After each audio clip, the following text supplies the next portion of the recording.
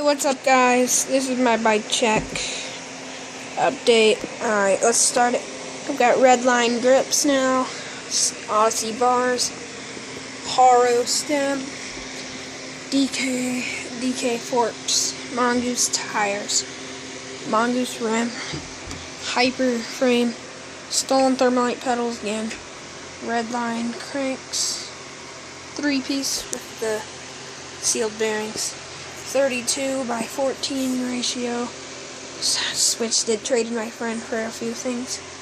A 14 thruster rim, Hyper seat clamp, a seat that I tore up and it looks really dumb.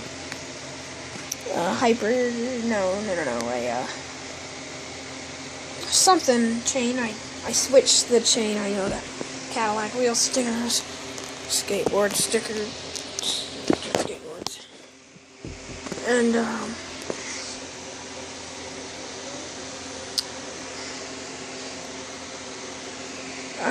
that's pretty much it with my bike check.